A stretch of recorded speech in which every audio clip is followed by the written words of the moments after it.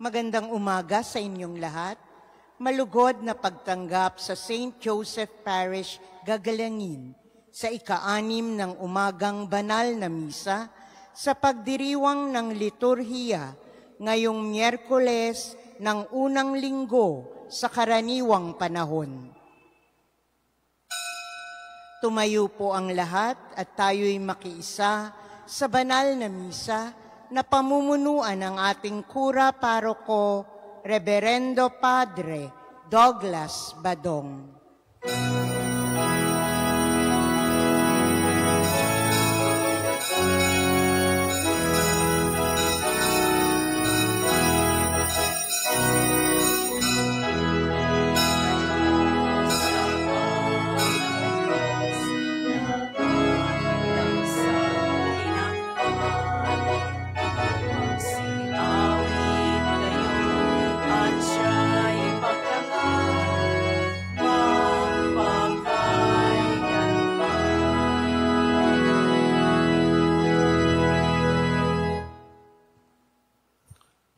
Sa ngalan ng Ama at ng Anak at ng Espiritu Santo. Amen. Ang pagpapala ng ating Panginoong Hesu Kristo, ang pag-ibig ng Diyos Ama, at ang makikipagkaisa ng Espiritu Santo, naway sumainyong lahat. At sumaiyo rin.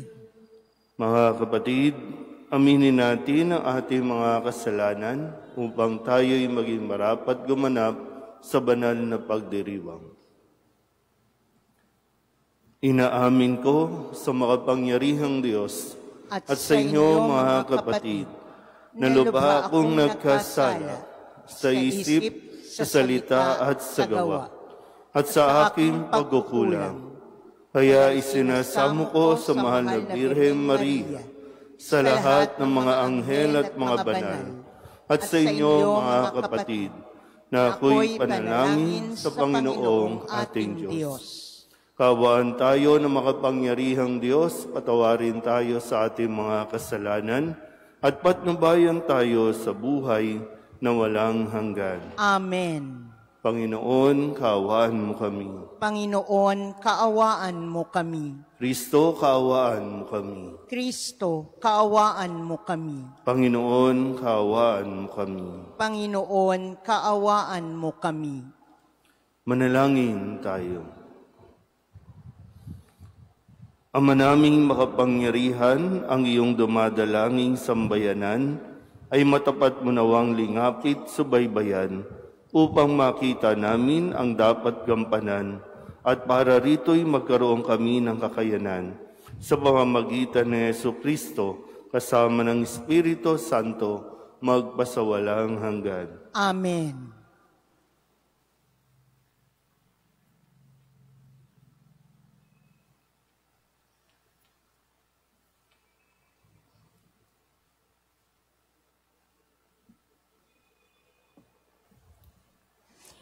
Pagbasa mula sa sulat sa mga Hebreyo. Yamang ang mga anak na tinutukoy niya ay tao, naging tao rin si Jesus, tulad nila, may laman at dugo. Ginawa niya ito upang sa pamamagitan ng kanyang kamatayan ay maigupo niya ang diablo na siyang may kapangyarihan sa kamatayan. Sa gayon, pinalaya niya ang lahat ng naging alipin habang panahon dahil sa kanilang takot sa kamatayan. Hindi ang mga anghel ang kanyang tinutulungan, kundi ang lahi ni Abraham. Kaya't kinailangang matulad siya sa kanyang mga kapatid sa lahat ng paraan. Sa gayon, siya ay naging isang dakilang saserdote, mahabagin at tapat, naglilingkod sa Diyos at naghahandog ng hain sa ikapagpapatawad ng mga kasalanan ng tao, sapagkat siya may tinukso at nagbata, kaya ngayon matutulungan niya ang mga tinutukso. Ang salita ng Diyos. Salamat sa Diyos. Nasa isip ng may kapal ang tipan niya kailanman. Nasa isip ng may kapal ang tipan niya kailanman. Dapat na ang Diyos, itong Panginoon, ay pasalamatan Ang kanyang ginawa sa lahat ng bansay dapat ipaalam. Siya ay purihin, suubin ng awit, ating papurihan. Ang kahangahang mga gawa niya ay dapat na isaysay. Nasa isip ng may kapal, ang tipan niya kailanman. Tayo ay magalak, yamang lahat ay tunay na kanya. Ang kanyang pangalan, ang pangalang banal, napakadakila. Lahat ng may nais maglingkod sa puon, dapat na magsaya. Siya ay hanapin, at ang kanyang lakas ay siyang asahan. Siya ay hanapin upang mamalagi sa kanyang harapan. Nasa isip ng may kapal, ang tipan niya kailanman. Ito'y nasaksihan ng mga alipit anak ni Abraham, gayon din ang lahat na anak ni Jacob na kanyang hinirang. Ang Panginoong Diyos ay ang Panginoon, siya ang ating Diyos. Sa kanyang paghatol ay ang nasasaklaw buong sansinukob. Nasa isip ng may kapal, ang tipan niya kailanman. Ang tipang pangako'y laging nasa isip niya kailanman. Ang mga pangakong kanyang binitiwan sa lahat ng angkan. Ang tipan ng Diyos ay unang ginawa niya kay Abraham, at may pangako ring ginawa kay Isaac na lingkod na mahal. Nasa isip ng may kapal, ang tipan niya kailanman. Magsitayo po ang lahat.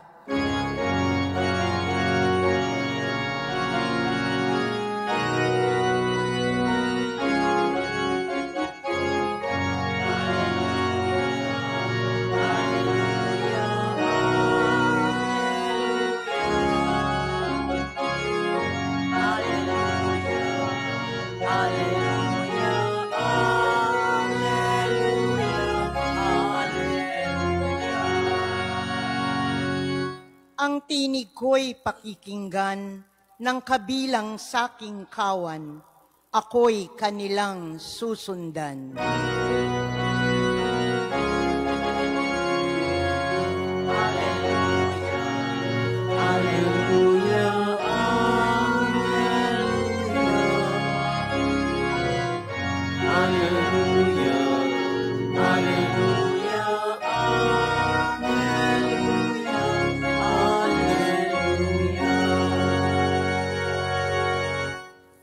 Sumainyo ang Panginoon. At sumaiyo rin Ang mabuting balita ng Panginoon ayon kay San Marcos. papuri sa iyo, Panginoon.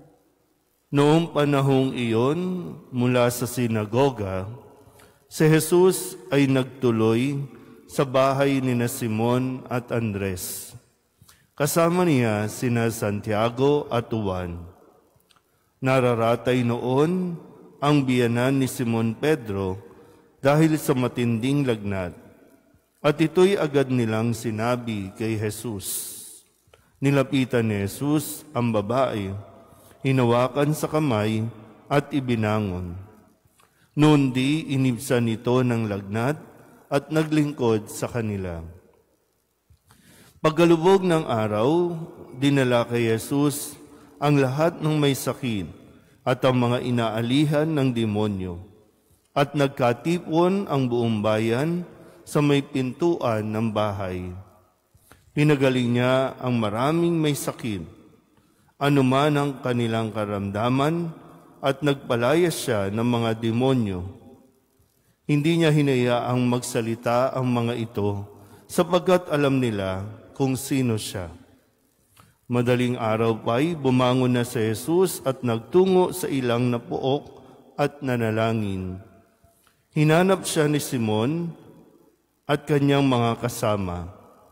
Nang siya ay matagpuan, sinabi nila, "Hinahanap po kayo ng lahat."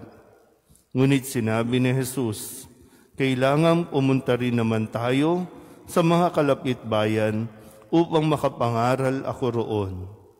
Ito ang dahilan ng pag-alis ko sa Capernaum." At nilibot niya ang buong Galilea na nangangaral sa mga sinagoga at nagpapalayas ng mga demonyo. Ang mabuting balita ng Panginoon. Pinupuri ka namin, Panginoong Hesukristo. Isang magandang umaga po sa inyong lahat.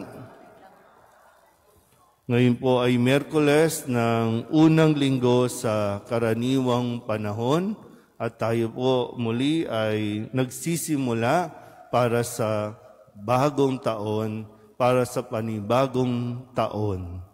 At sa atin po, kumbaga, tuloy-tuloy lang din naman ang buhay natin. Tuloy-tuloy din lang naman ang mga gawain natin. Yung iba sa inyo, talagang tuloy pa rin ang trabaho. Sa mga may bahay, tuloy pa rin ang mga gawaing bahay. Hindi naman nauubos. Yung paghuhugas, paglalaba, pamamalansya, kung ano man, lahat yon itinutuloy lang natin. At maganda po, na sa pagsisimula din ng taon natin, mapaalalahanan tayo ng pinakamahalagang ginagawa ni Jesus. Sabi po dito, matapos na pagalingin ni Jesus ang biyanan ni Simon Pedro na may sakit, ay dinala na sa kanya ang napakarami pang may sakit. At hindi lang basta sakit, kasi nandoon din yung mga inaalihan ng demonyo. So, hindi madali yun. Nakakaubos yun ng energy.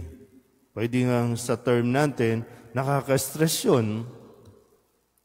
Pero ang pinakamahalaga nga po, na paalala sa atin, sa halimbawa ni Kristo ay yung sa dami ng ginawa niya, biruin niyo po, imagine niyo lang. Sabi kasi dito, paglubog ng araw, kumbaga maghahapon na, maggagabi na, doon dinala yung napakaraming may sakit at kanya rin namang pinagaling ang maraming may sakit, pati inaalihan ng demonyo.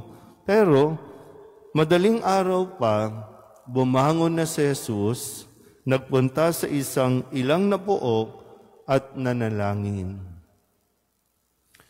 Yun yung pinakamahalagang aspeto ng buhay natin na kailangan natin matutunan mula kay Jesus. Hindi natin dapat, maganda rin na paalala ito sa akin, sa aming mga pare, sa dami ng concern sa parokya, sa dami ng gawain, maging sa mga ministries and organizations, na hindi natin pwedeng alisin ang pagdarasal o ang pananalangin kahit napakarami nating ginagawa. Kasi ito, minsan, o kadalasan, yun yung, pagod na ako ang dami kasing ginagawa, kaya yung pagdarasal, hindi na natin binibigyan ng halaga. Kaya tuloy, ang mapapansin lang natin, gawa tayo ng gawa, serve tayo ng serve, pero nagiging mainit ang ulo natin, nag-aaway-away tayo, nagtatalo-talo tayo, pero gusto lang naman natin mag-serve. So, ang isang dahilan ay baka kulang tayo sa dasal. So, hindi dapat kapaguran, hindi dapat mawala ang pananalangin sa ating buhay. Hanapan natin at bigyan natin ng oras na tayo po ay makapagdasal. Dahil ito rin naman ay isang uri ng pahinga. Para nagkakaroon tayo ng direksyon, tamang direksyon sa atin pong mga ginagawa. Amen?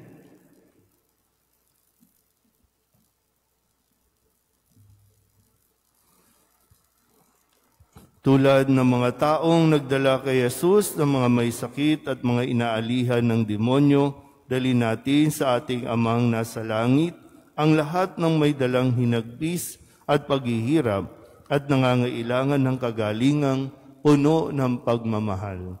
Ang ating pong itutugon, Panginoong mahabagin, iligtas mo kami. Panginoong mahabagin, iligtas mo kami.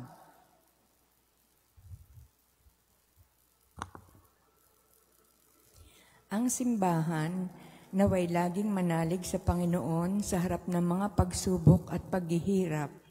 Manalangin tayo sa Panginoon. Panginoong mahabagin, iligtas mo kami. Ang mga naghihikaho sa daigdig, lalo na ang mga walang katarungan, pinagkaitan ng pagkain, damit o kalayaan, naway mabigyan natin ng pag-asa at kalakasan ng kalooban.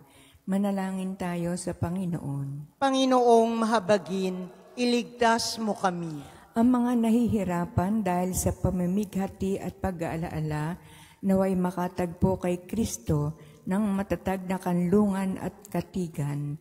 Manalangin tayo sa Panginoon. Panginoong mahabagin, iligtas mo kami. Ang mga naghihirap dahil sa karamdaman at ang mga taong mabibigat ang mga pasanin sa buhay, naway matagpuan ang Panginoon sa kanilang dinaranas na mga pagsubok. Manalangin tayo sa Panginoon. Panginoong mahabagin, iligtas mo kami. Ang mga yumao at ang mga namimighati dahil sa kanilang paglisan, naway makatagpo ng pag-asa at kaginhawahan sa pagkabuhay na mag-uli ni Jesus. Manalangin tayo sa Panginoon. Panginoong mahabagin, iligtas mo kami. Idulog din natin sa Panginoon ang ating mga personal na kahilingan at mga palalangin para sa ating mga pamilya. Kasama din ang mga panalangin ng mga nanonood sa online. Lahat ng mga misang pasasalamat, espesyal na intensyon, agarang paggaling ng mga may sakit, at ang lahat ng mga kaluluwa na inihiling na ipagdasal sa misang ito.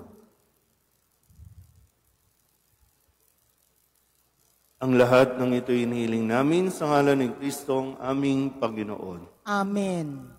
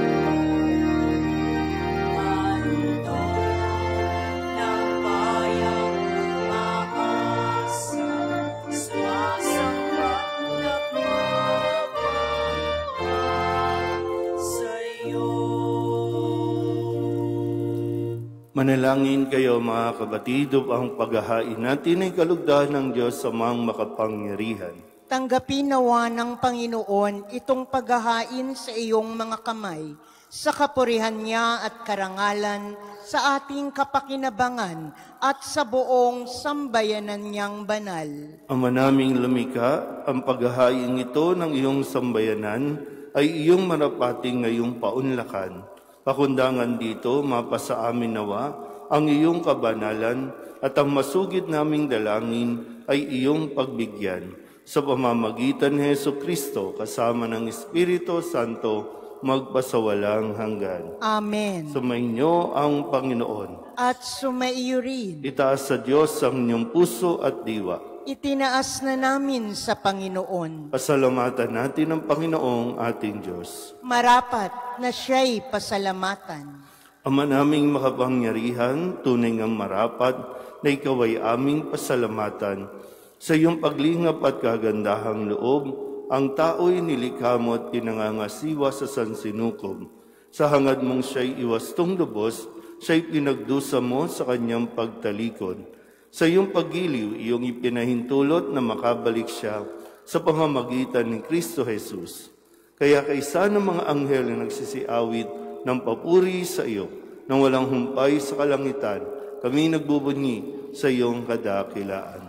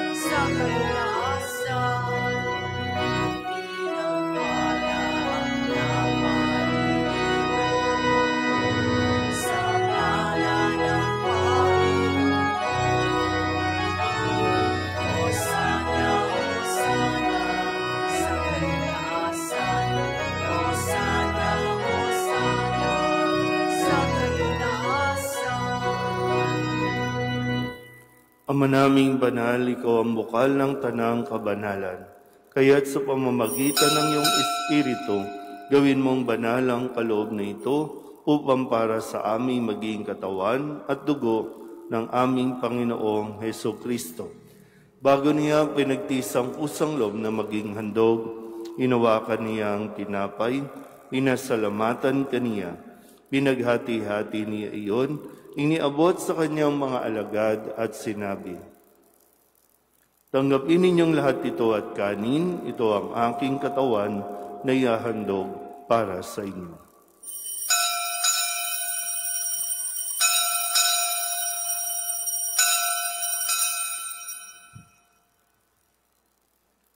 Ngayon din naman, nung matapos ang hapunan, inawakan niya ang kalis, muli kaniyang pinasalamatan.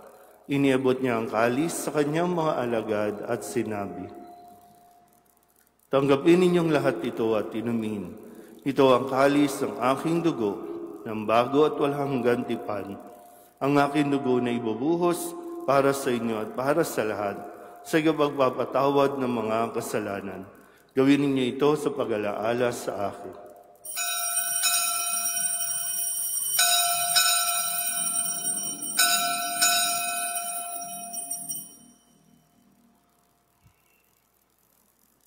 Ipagbunyi natin ang misteryo ng pananampalataya. Si Kristo'y namatay, si Kristo'y nabuhay, si Kristo'y babalik sa wakas ng panahon. Ama, ginagawa namin ngayon ang pag-alaala sa pagkamatay at muling pagkabuhay ng iyong anak. Kaya tiniaalay namin sa iyo ang tinapay na nagbibigay buhay at ang kalis na nagkakaloob ng kaligtasan. Kami nagpapasalamat dahil kami iyong minarapat na tumayo sa harap mo para maglingkod sa iyo. Isinasamo namin kami magsasalo-salo sa katawan at dugo ni Kristo ay mabuklod sa pagkakaisa sa pamamagitan ng Espiritu Santo. Ama, lingapin mo ang iyong simbahang laganap sa buong daigdig. Puspusin mo kami sa pag-ibig kaysa ni Francisco na aming Papa at ni Jose na aming Obispo at ng Tanang Kaparian. Alalahanin mo si Homer na tinawag mo mula sa daigdig na ito. Nung siya'y binyagan, siya'y nakaisa ni Kristo sa pagkamatay. Ngayong siya'y pumanaw, naway makaisa siya ni Kristo sa pagkabuhay. Alalahanin mo rin ang mga kapatid namin na himlay na may pag-asang sila'y muling mabubuhay, gayon din ang lahat ng mga pumanaw. Kawaan mo sila at patuloyin sa iyong kaliwanagan. Kawaan mo at pagindapating kaming lahat na makasalo sa iyong buhay na walang wakas. Kaysa ng mahal na Birhen Maria na ina ng Diyos, ng kabiyak ng puso niyang si San Jose, kaysa ng mga apostol at ng lahat ng mga banal na namuhay dito sa daigdig na kalugod-lugod sa iyo, may pagdiwang nawa namin ng pagpupuri sa ikararangal mo sa pamamagitan ng iyong anak na aming Panginoong Heso Kristo.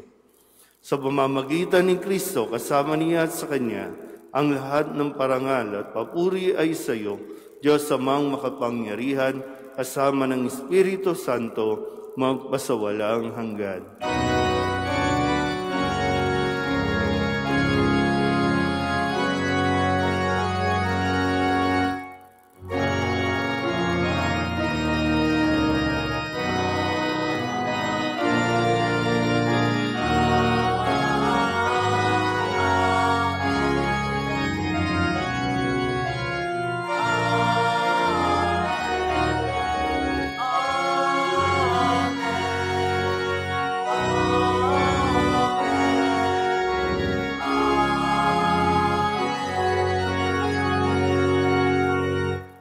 Sa tagubilin ng manakagagaling na utos at turo ni Jesus sa Panginoon natin at Diyos, ipahayag natin ng lakas loob.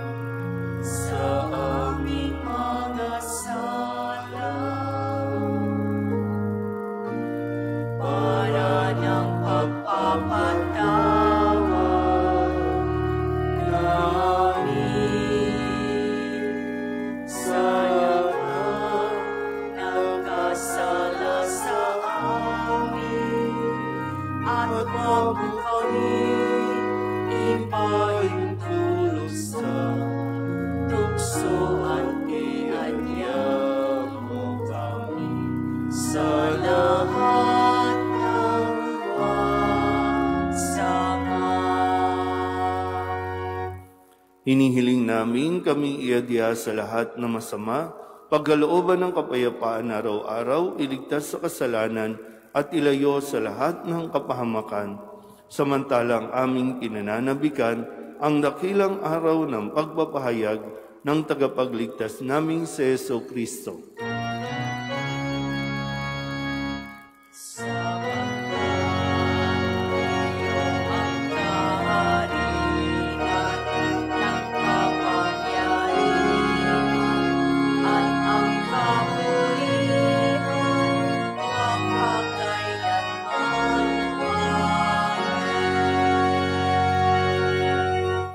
Panginoong Jesucristo, sinabi mo sa iyong mga apostol, kapayapaan ang iniiwan ko sa inyo, ang aking kapayapaan ang binibigay ko sa inyo.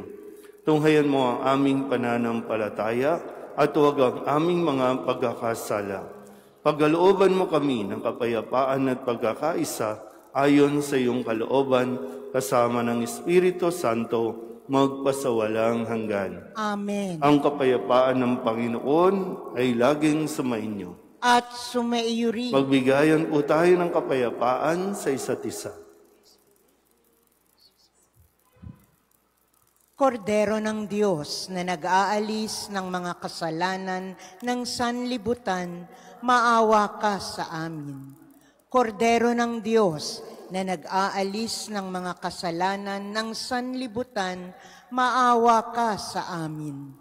Kordero ng Diyos na nag-aalis ng mga kasalanan ng sanlibutan, ipagkaloob mo sa amin ang kapayapaan. Ito ang kordero ng Diyos. Ito nag-aalis ng kasalanan ng sanlibutan. Mapalad ang mga inaanyayahan sa kanyang piging. Panginoon, hindi ako karapat-dapat na magpatuloy sa iyo, ngunit sa isang salita mo lamang ay gagaling na ako.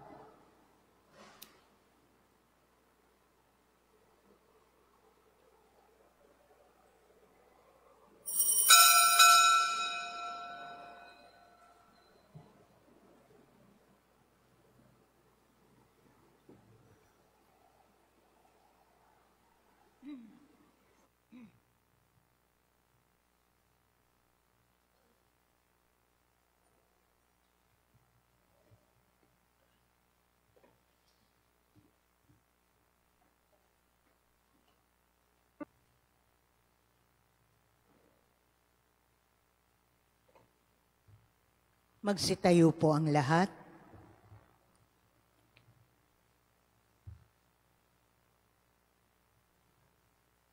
Manalangin tayo. Ama naming mapagmahal, hinihiling namin kami pagbigyan, pakundangan sa iyong dulot na pakikinabang. Ipagkaloob mong ikaw ay aming paglingkuran sa pamumuhay namin sa paraang iyong kinalulugdan, sa pamamagitan ni Jesucristo, kasama ng Espiritu Santo, magpasawalang hanggan. Amen. Sumainyo ang Panginoon. At sumaiyo rin. At pagpalain kayo ng makapangyarihang Diyos, Ama at Anak at Espiritu Santo. Amen. Tapos sa banal na misa, humayo tayo sa kapayapaan ni Kristo. Salamat sa Diyos. Magandang umaga po.